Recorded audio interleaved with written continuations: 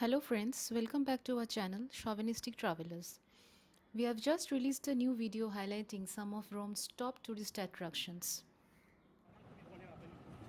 Visitors benefit from the rich symbolism and historical history that permeate the streets of Rome as they wander the old city. As we strolled through Rome's streets, we were able to admire how the city's architecture has evolved while still retaining an iconic tribute to the Italian Renaissance. Through the history and extensive roots of the Roman people, which are mirrored inside these structures, much of Rome has been preserved. Through the diversity of famous fountains, monuments, and other small elements that Italy seems to do better than any other country we have visited, we were able to convey a feeling of the country's splendor. The phrase, "it's the little things that matter," is one that you hear all too frequently, and Rome's architecture has been designed with this guiding principle in mind.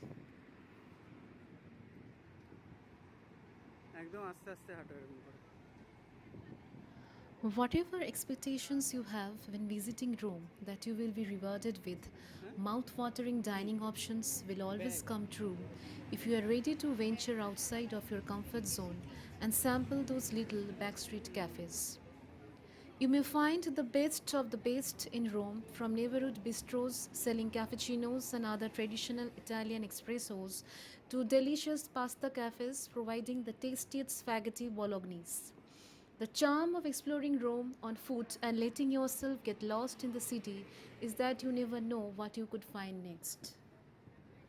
The so-called Trident, which is comprised of Via di Condotti, Via Borognona, Via Fratina, and the nearby Via del Corso, is one of the Eternal City's most sought-after neighborhoods and is adored by tourists for its bustling, fashionable avenues and notable Baroque symbols. With a concentration of renowned jewelers and significant Italian flagships and ateliers, it is possibly the most upscale location of Rome for shopping.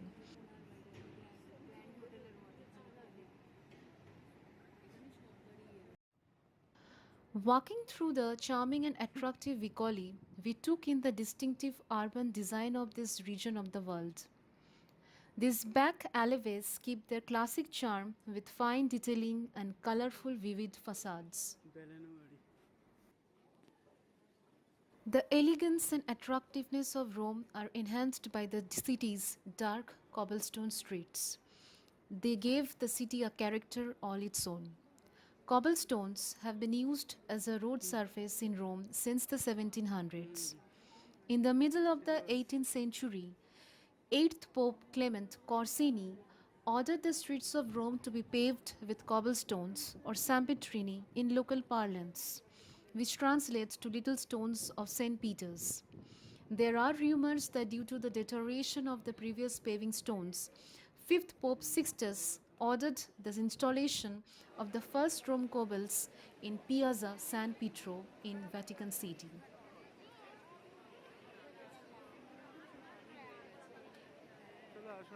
We arrived at the Trevi Fountain next. The Trevi Fountain, also known as the Fontana di Trevi, is an 18th century fountain in Rome, Italy's Trevi neighborhood, that was built in 1762 by Giuseppe Pannini and other individuals after being designed by Italian architect Nicola Salvi. It is one of the most well-known fountains in the world and the largest Baroque fountain in the city, measuring 86 feet high and 161.3 feet broad. The fountain symbolizes the end of the modern Aqua Virgin, the revived Aqua Virgo, one of the aqueducts that provided water to ancient Rome at the intersection of three roads, Trevi.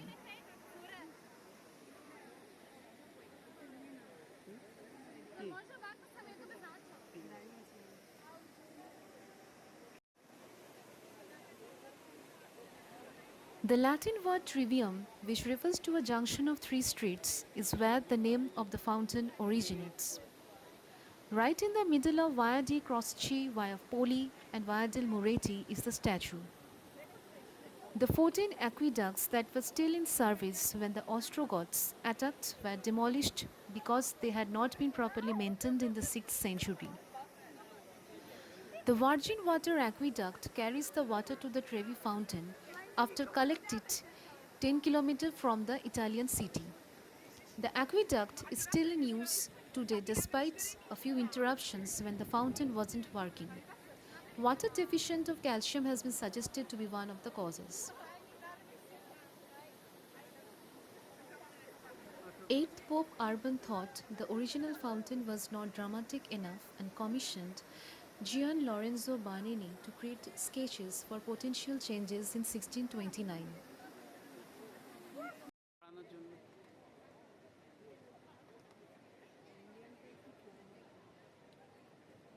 There is a custom to throw coins with the right hand over the left shoulder in Trevi Fountain.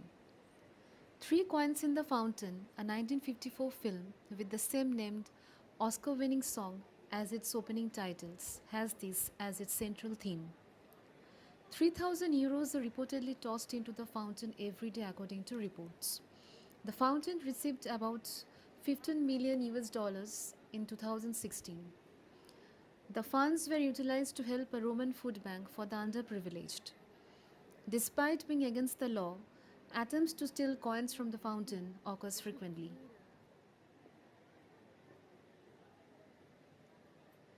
Rome is impossible to avoid falling in love with. The instant you step off, you are welcomed into a city rich in history. It's obvious everywhere you look. Cities like Rome take tremendous delight in keeping the Roman era's rich heritage alive. Rome's shopping scene, which is papered with tiny shops, shabby workshops, independent shops, and big box stores, is as enthralling as the city's colorful past. It's fun to indulge in some Roman retail therapy. It allows you to learn more about the magnificent culture of the city, which is rooted in centuries of history and tradition that satisfied even the most ardent shoppers.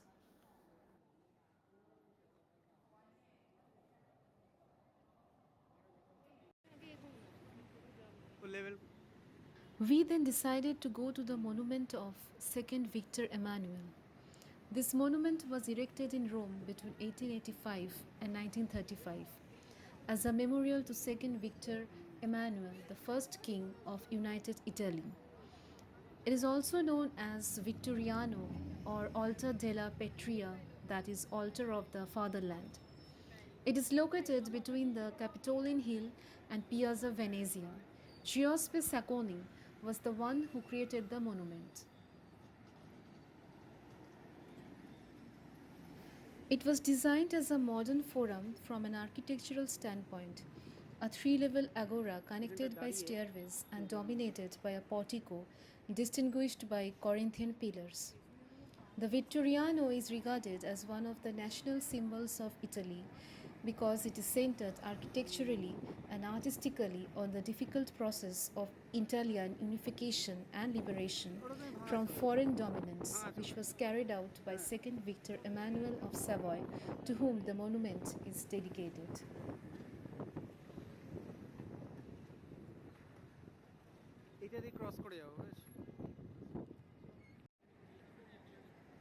It also maintains the altar of the Fatherland, which served as both an altar dedicated to the goddess Rome and a shrine honoring the unknown Italian soldier, serving as a public church dedicated to Italy. Even though the Altar della Patria is merely a portion of the monument, the entire Vittoriano is frequently referred to as such because of its significant symbolic value.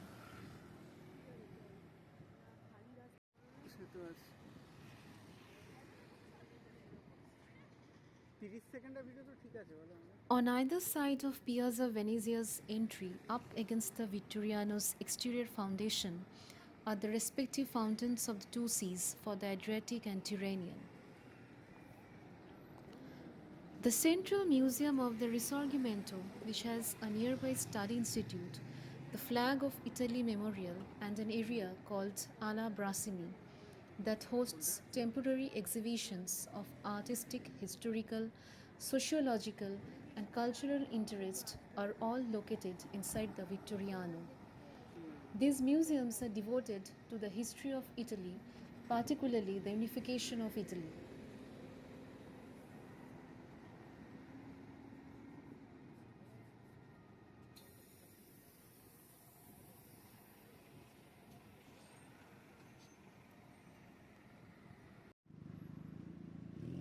এই সাইডটাও প্যালেসিয়া না তাই জন্য বলছি।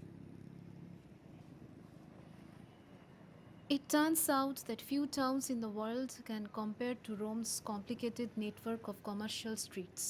You'll find a fantastic yet diverse array of shops here, from the storied Via del Corso to the artistic Via del Govano Vecchio to the serene Via Margutta.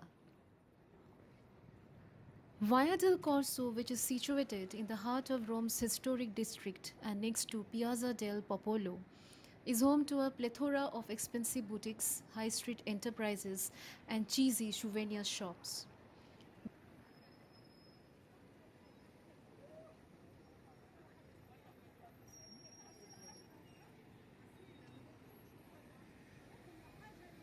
চলো।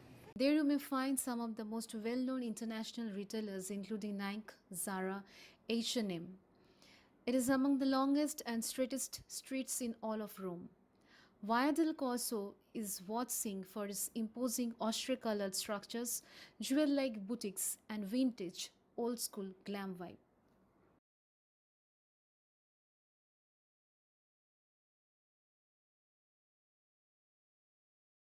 Italy has experienced excellent growth that has conserved both its built up and natural environments. Its traditions, heritage, and history have all been appropriately preserved as a result of sustainable tourism. Thank you for watching our video. Please remember to subscribe to our channel, leave likes and comments, and pop into our upcoming vlog where we hope to see you.